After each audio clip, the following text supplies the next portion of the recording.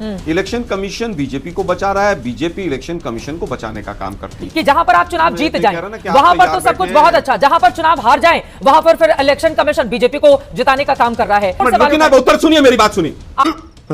आराम से आप बदतमीजी करके चली जाती हो। आलोक शर्मा जी बिल्कुल आराम से। आप बीजेपी का पक्ष प्रवक्ता से भी ज्यादा बुरी तरह से रखते हैं। आलोक शर्मा जी, अब गिदड़ बक्की का डर नहीं लगता मुझे। जनता देख रही है, ये लाइव वो है, ये बदतमीजी करके आलोक शर्मा जी, ये आपकी आदत पड़ गई है हर चैनल पर फीमेल एंकर से जाकर बदतमीजी करने की, और इस तरह की गिदड़ बक्की किसी और को दीजिएगा आलोक शर्मा जी। चुनाव आयोग को देते रहिएगा, एंकर्स को मत दीजिएगा, और जिस भाषा में आप बात करेंगे उसी भाषा में जवाब सुनने का भी मादा रखिए। और अभी तो रुको आलोक शर्मा जी, आप दोबारा आ गए हैं, कटुता खत्म करते हैं, मुद्दे पर रहते हैं। आज एंकर्स ने और एंकरनियों ने सारी हदें पार कर रखी हैं मोदीनामा पढ़ने में। आप लोग लोकतंत्र को की हत्या करने में बीजेपी के साथ शामिल हैं, और आप जैसे एंकर शामिल हैं। कांग्रेस पार्टी का कोई दूसरा प्रवक्ता इतनी बदसलूकी नहीं करता हमारे साथ जितना आलोक शर्मा करते हैं। बांग्लादेश और श्रीलंका जैसा हाल हो जाएगा इस देश का। तो साला बहुत नीच आदमी रहे। आलोक शर्मा जी, आपको शर्म आनी चाहिए। ऐसे प्रवक्ता को मैं कतई बर्दाश्त नहीं कर सकती कि नहीं चाहिए मुझे ऐसा प्रवक्ता। आलोक शर्मा जी को हटाइए। आलोक शर्मा जी, आपको कतई इजाजत नहीं दी जा सकती कि आप बांग्लादेश और श्रीलंका का उदाहरण दें। क्यों बर्दाश्त करूं मैं आपको आलोक शर्मा जी? शर्म नहीं आती है ऐसे प्रवक्ताओं को? नहीं चाहिए मुझे अपने शो में आलोक शर्मा। अभी मजा आएगा ना भिड़ो। सो हेलो दोस्तों, स्वागत है आपका आपके अपने YouTube channel the debate centre में। दोस्तों, आज की इस डिबेट में हम लोग देखने वाले हैं न्यूज एंकर चित्रा त्रिपाठी, और दूसरी तरफ हम लोग देखने वाले हैं कांग्रेस के प्रवक्ता आलोक शर्मा को। दोस्तों, आज की इस डिबेट में जो आलोक शर्मा की बेइज्जती हुई है, ऐसी बेइज्जती हमें कभी कभार देखने को मिलती है। दोस्तों, इस डिबेट में पहले तो चित्रा त्रिपाठी आलोक शर्मा को ऐसा बेइज्जत करती हैं कि आलोक शर्मा खुद ही डिबेट छोड़कर भाग जाता है, और जब दोबारा आलोक शर्मा बेशर्मों की तरफ ही डिबेट में आता है तो चित्रा त्रिपाठी ही उसे डिबेट से धक्के मारकर भगा देती हैं। दोस्तों, इस बात की गारंटी है कि अगर आप लोगों ने वीडियो पूरी देख ली तो आप लोग अपनी हंसी कंट्रोल नहीं कर पाएंगे। दोस्तों, वीडियो बहुत ही मजेदार होने वाली है। आपसे अनुरोध है आप लोग वीडियो को शुरू से लेकर अंत तक जरूर देखिएगा। तो बिना किसी देरी के चलिए मेन वीडियो को स्टार्ट करते हैं। चलिए शुरू करते हैं। जिस तरह से इलेक्शन कमीशन बहुत बुरी तरह से बीजेपी को जिताने पे उतारू है, और तमाम तरह के मॉडल्स वो नए नए मॉडल लेकर आ रहा है। एक मॉडल चंडीगढ़ का आया था जिसमें जिस तरह से पूरे देश ने देखा कि किस तरह से पर्चियों की चोरी हो रही थी, सुप्रीम कोर्ट में भी सिद्ध हो गया, लेकिन इलेक्शन कमीशन ने कोई एक्शन नहीं लिया उसके ऊपर। दूसरा मॉडल फिर महाराष्ट्र और हरियाणा का आया था। महाराष्ट्र में लाखों वोट जुड़ गए, और जब मांगा गया कि भाई उनका इलेक्ट्रॉनिकली जो फोटो वाला डिजिटल फॉर्म की जो वोटर लिस्ट है वो दे दीजिए, तो उन्होंने मना कर दिया देने से। कानून ले आई सरकार। इलेक्शन कमीशन बीजेपी को बचा रहा है, बीजेपी इलेक्शन कमीशन को बचाने का काम करती है। अच्छा, यहाँ पर जिस कर्नाटका का हवाला राहुल गांधी की ओर से दिया गया है आलोक शर्मा जी, उन्होंने कहा है चुनाव आयोग ने कर्नाटक में भी धोखाधड़ी की। एसआईआर के नाम पर कर्नाटक में हजारों बोगस वोटरों के नाम जुड़े गए, वहां पर तो आपकी सरकार बनी ना। अगर बीजेपी को फायदा पहुंचा रहा होता तो कर्नाटक में बीजेपी की सरकार बनती।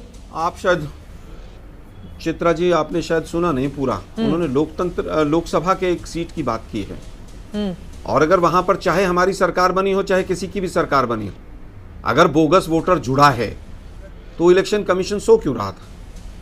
और पूरे सब लोग मतलब विपक्ष से सवाल क्यों पूछ रहे हैं? इलेक्शन कमीशन आकर प्रेस कॉन्फ्रेंस क्यों नहीं करता उसके ऊपर? चित्रा जी ही सवाल क्यों पूछने के लिए मजबूर हो जाती हैं? इलेक्शन कमीशन आए, आप लोग इलेक्शन कमीशन को कहो कि अभी प्रेस कॉन्फ्रेंस करें। अरे हम लोग तो इतने तैयार बड़े हैं, आरोप जिस दिन वो प्रेस कॉन्फ्रेंस करेंगे या इंटरव्यू देने हम लोग तो तैयार बैठे हुए हैं। लेकिन मेरा ये सवाल है आलोक जी कि जहां पर आप चुनाव जीत जाएं वहां पर तो सब कुछ बहुत अच्छा, जहां पर चुनाव हार जाएं वहां पर फिर इलेक्शन कमीशन बीजेपी को जिताने का काम कर रहा है। ये बड़ी अच्छी बात कही है। जब इलेक्शन कमीशन ही पूरी तरह से बीजेपी के पिट्ठू की तरह काम करेगा तो तमाम सवाल उठेंगे। अब आपने कहा कि जहां आप जीत जाएं वहां जीत जाएं, अरे भाई सेलेक्टिव होगा काम। आप लोग सवाल कैसे पूछ पाएंगे फिर? नहीं तो विपक्ष से एक दो राज्य जिता दो एक साल में, बाकी सब कब्जा कर लो। इसमें कोई रॉकेट साइंस है क्या? आप नहीं, दिलचस्प, बड़ा दिलचस्प है। आप मुझे बताइए बिहार में आखिरी बार आपके मुख्यमंत्री कब बने थे आलोक जी? अरे भाई, जिस बिहार को लेकर चर्चा हो रही है, मेरा ये सवाल है, आपको आखिरी बार याद है कि बिहार में कांग्रेस पार्टी के मुख्यमंत्री कब बने थे? क्यों नहीं लेना देना है? बड़े राज्यों में आलोक शर्मा जी, मेरा बस ये कहना है, आप बड़ी पार्टी हैं, आप बड़ी पार्टी हैं। आप उत्तर प्रदेश में गायब हैं 89 के बाद, आप बिहार में 40 सालों से गायब हैं, आप पश्चिम बंगाल में 1977 के बाद से गायब हैं, आप गुजरात में 1995 के बाद गायब हैं। गजब बेइज्जती है भाई। नीतीश कुमार का तो प्रधानमंत्री नरेंद्र मोदी का 2014 से शुरू हुआ ना, देश को लेकर उनका जो शंखनाद या आगाज, जो मजबूती थी। लेकिन सुधांशु जी मुझे दिखाई दे रहे हैं, मैं आरोपों पर जवाब ले लेती हूँ। हाँ, नहीं, आपने महत्वपूर्ण सवाल। उत्तर सुनिए, मेरी बात सुनिए। आराम से। आप बदतमीजी करके चली जाती हो। आलोक शर्मा जी बिल्कुल आराम से, कोई बदतमीजी नहीं कर रही हूँ। मैं बिल्कुल आराम से सवाल पूछ रही हूँ, आराम से। आप बीजेपी का सवाल, आप बीजेपी का पक्ष प्रवक्ता से भी ज्यादा बुरी तरह से रखते हैं। आलोक शर्मा जी, अब इस गिदड़ भक्ति का डर नहीं लगता मुझे। जनता देख रही है, ये लाइव वो है, ये बदतमीजी करके आलोक शर्मा जी, ये आपकी आदत पड़ गई है हर चैनल पर फीमेल एंकर से जाकर बदतमीजी करने की। आलोक शर्मा जी को हर चैनल में आदत पड़ गई है फीमेल एंकर से बदतमीजी करने की। बीते महीने हमने देखा था एक दूसरे चैनल की फीमेल एंकर से आपने बदतमीजी किया, और अब यहाँ पर एबीपी न्यूज पर आकर आप मुझसे बदतमीजी कर रहे हैं, वो भी तब जब आपको मैंने पूरा वक्त दिया कि आप अपनी बात कहें और उसके बाद मैं सुधांशु जी के पास जाऊं। ये लाइव शो है, रिकॉर्डेड शो नहीं है, और इसमें किस तरह का बर्ताव आलोक शर्मा बोल रहे हैं और इस तरह की गिदड़ भक्ति किसी और को दीजिएगा आलोक शर्मा जी। चुनाव आयोग को देते रहिएगा, एंकर्स को मत दीजिएगा, और जिस भाषा में आप बात करेंगे उसी भाषा में जवाब सुनने का भी मादा रखिए, तब आया करिए डिबेट के लिए। यह कोई तरीका नहीं हो सकता कि आप कुछ भी बोलकर चले जाएंगे एंकर को, और एंकर अगर बोले तो आप तुरंत कान से एपी हटाकर यहां पर गिदड़ भक्ति देंगे। आदत पड़ गई है आप लोगों की, आदत पड़ गई है। साले का खोपड़ी तोड़। बीते महीने आपने एक दूसरे चैनल की फीमेल एंकर से बदतमीजी की थी, और फिर आज मेरे साथ आप कर रहे हैं। कांग्रेस पार्टी को अपने ऐसे प्रवक्ताओं को समझाना चाहिए, डिबेट में तैयारी के साथ आए, एंकर पर हमला करने के लिए नहीं आए, पूरी तैयारी के साथ आइए, अपनी बात कहिए।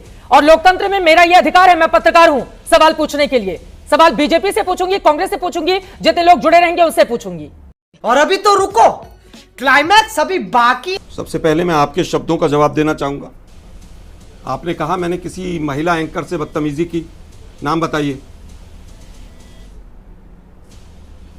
आपके साथ मैंने क्या बदतमीजी की, नाम बता दूंगी तो आप एम्बैरेस हो जाएंगे। अब मैं क्या बोलूं, वो तो पूरे सोशल मीडिया पर ट्रेंडिंग। आलोक शर्मा जी, आप दोबारा आ गए हैं, कटुता खत्म करते हैं, मुद्दे पर रहते हैं, विवाद का विषय खत्म कर देते हैं। आपने ईपी उतार दिया था, विवाद खत्म, आप दोबारा वापस लौट आए हैं। चित्रा जी सुनिए बात, सुनिए जी, चित्रा जी सुनिए बात जरा। धमकी दे दीजिए, बताइए। मैंने उस एंकर के खिलाफ केस नहीं किया। अरे सुनिए ना भाई, मैंने उस एंकर के खिलाफ केस नहीं किया, ये मेरी भलमानसी थी जी। मुझे 10 वकीलों ने कहा कि केस कर दीजिए। अभी आप नाम पूछ रहे थे और अभी आप कह रहे हैं कि मैंने केस नहीं किया, मेरी भलमन साथ ही सर, दोनों बातें आप बोल रहे हैं आलोक शर्मा। सुनिए ना भाई जरा, तो फिर मुझे बताने की जरूरत नहीं है ना। आलोक जी मुद्दे पर, आलोक जी मुद्दे पर सुनिए, आलोक जी मुद्दे पर प्लीज। अरे सुनिए भाई जरा, मैं मुद्दे पर हूं, सुनिए ना, मुद्दे पर हूं मैं। आज एंकर्स ने और एंकरनियों ने सारी हदें पार कर रखी हैं मोदी नामा पढ़ने में, तब हम गुस्सा होते हैं। आप कांग्रेस से पूछ रही हैं कि बिहार में कब आपकी सरकार आई थी।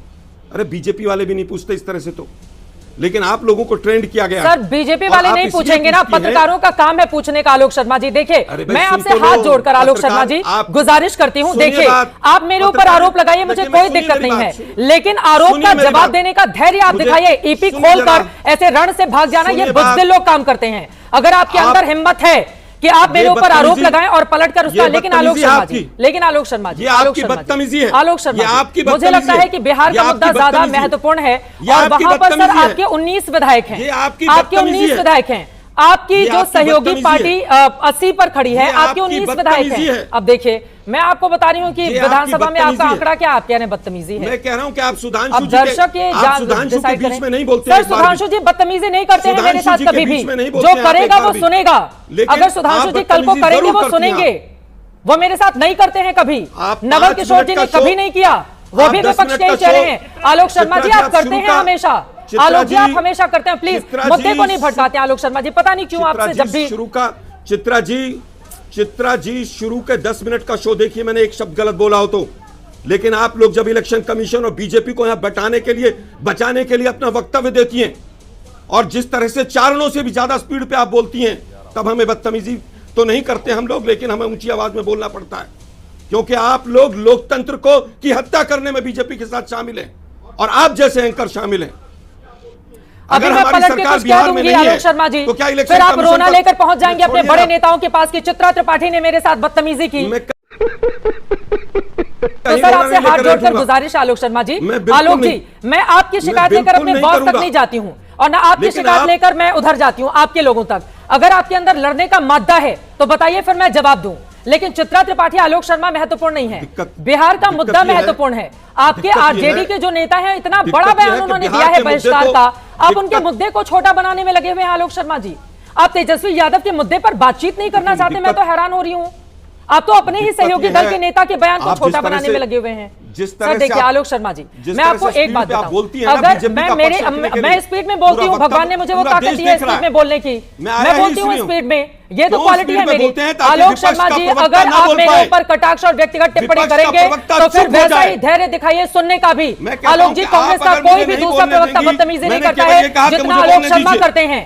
कांग्रेस पार्टी का कोई दूसरा प्रवक्ता इतनी बदसलूकी नहीं करता है हमारे साथ जितना आलोक शर्मा करते हैं। इतने लोग आते हैं, कोई नहीं करता है बदसलूकी, कोई नहीं करता है इतनी बदसलूकी, कोई भी नहीं करता है इतनी बदसलूकी। नवल किशोर जी, चित्रा त्रिपाठी महत्वपूर्ण नहीं है। मैं तो एक सवाल पूछने वाली सामान्य सी एंकर हूं। मैं इसीलिए आया था कि आपको बता दूं कि आप लोग जिस तरह से लोकतंत्र की हत्या करने में बीजेपी का साथ दे रहे हैं, बांग्लादेश और श्रीलंका जैसा हाल हो जाएगा इस देश का। तो साला बहुत नीच आदमी रहे। आलोक शर्मा जी, आपको शर्म आनी चाहिए। ऐसे प्रवक्ता को मैं कतई बर्दाश्त नहीं कर सकती जो दुनिया के सबसे बड़े लोकतांत्रिक देश के चुनावी प्रक्रिया में अपने ही प्रधानमंत्री को लेकर दूसरे देश का उदाहरण देते हुए इस तरह की बातें कहे। वो हमें आईना दिखा रहा है बांग्लादेश और श्रीलंका की। नहीं चाहिए मुझे ऐसा प्रवक्ता। आलोक शर्मा जी को हटाइए। कांग्रेस पार्टी ये तय करे, इस देश में आग लगाने की कोशिश अगर आप कर रहे हैं, मैं नहीं इजाजत दे सकती, मैं नहीं इजाजत दे सकती। आलोक शर्मा होंगे अपने कांग्रेस पार्टी के बड़े प्रवक्ता, मैं नहीं इजाजत दे सकती। और आलोक शर्मा को यह समझाए कांग्रेस पार्टी, वो मुद्दे पर बात करने के लिए आए हैं। नेता प्रतिपक्ष तेजस्वी यादव का बहुत बड़ा बयान है चुनाव के बहिष्कार का, और उन्हीं के सहयोगी दल यहां पर आकर एंकर पर हमला करेंगे तो अपने ही सहयोगी नेताओं के बयान को वो छोटा करके जाते हैं। आलोक शर्मा जी, आपको कतई इजाजत नहीं दी जा सकती कि आप बांग्लादेश और श्रीलंका का उदाहरण दे।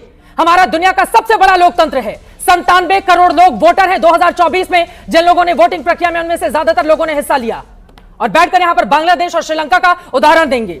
मीडिया पर टिप्पणी करेंगे खुलेआम बिना किसी डर के, और सोचेंगे कि मीडिया के लोग यहां पर चुपचाप बैठे रहें। क्यों बर्दाश्त करूं मैं आपको आलोक शर्मा जी?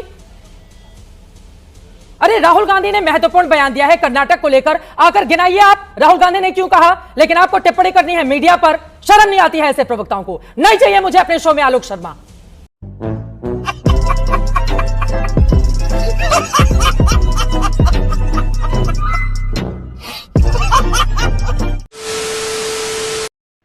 तो दोस्तों, वीडियो में बस इतना ही था। उम्मीद है दोस्तों आज की इस डेट में जो आप लोगों ने आलोक शर्मा की हालत देखी है, उसे देखकर आप लोग को जरूरी आनंद आया होगा।